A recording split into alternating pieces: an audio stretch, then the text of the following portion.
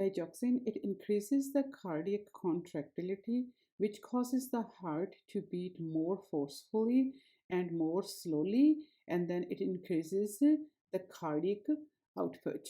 Uses to use the digoxin. Digoxin is used to treat congestive heart failure, atrial fibrillation, atrial tachycardia, paroxysmal atrial tachycardia. Contraindications. Digoxin is contraindicated if the client has sensitivity towards digoxin or if the client has ventricular tachycardia, ventricular fibrillation, or sick sinus syndrome. So these are all the contraindications to use digoxin. Digitalization.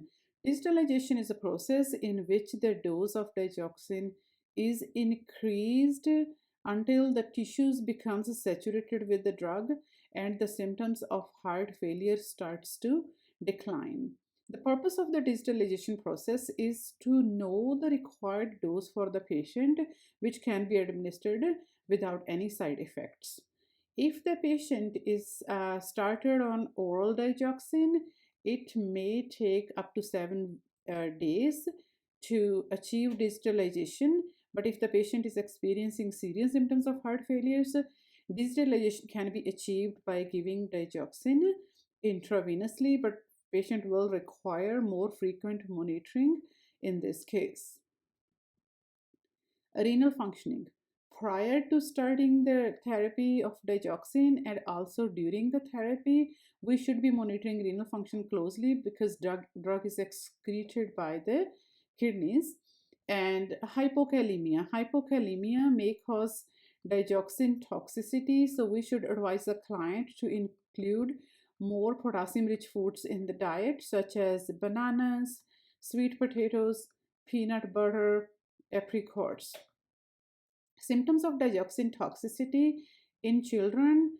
Early symptoms of digoxin toxicity would be arrhythmias, while in the adults, early symptoms of digoxin toxicity can be anorexia, nausea, vomiting, diarrhea, visual disturbance. So whenever we are administering digoxin, we should have Antidote digoxin immune 5 ready at the bedside. Digoxin immune fab, that is antidote for digoxin. So we should have this handy when we are using digoxin therapy for a client.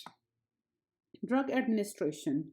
Prior to administering the digoxin, we should be checking apical pulse for 1 minute, and we should check the rate, rhythm, and quality of the pulse.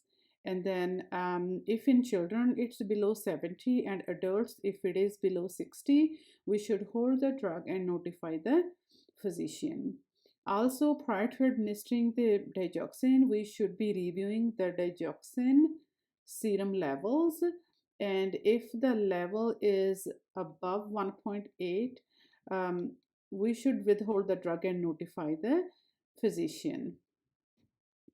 Drug can be given without giving consideration to the food, because if we give it after meals, it may slightly delay the absorption, but the amount of the absorption will not be affected. And also, if the patient cannot swallow the medication, we can crush and mix the medication with the food. We can mix it with the liquids or food.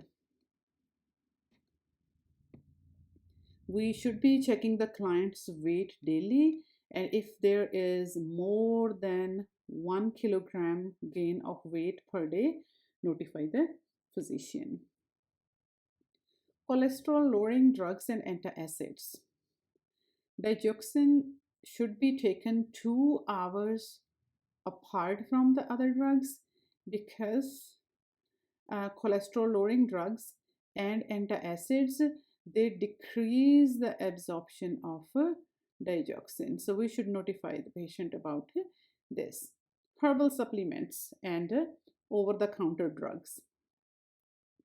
Herbal supplements such as ginseng, ginger, garlic, all these things increase the risk of digoxin toxicity, and also over the counter drugs such as the drugs for cough, colds increase the risk of digoxin toxicity. So we should advise the client not to take these drugs or consult with the physician prior to taking these drugs because of the risk of increasing digoxin toxicity.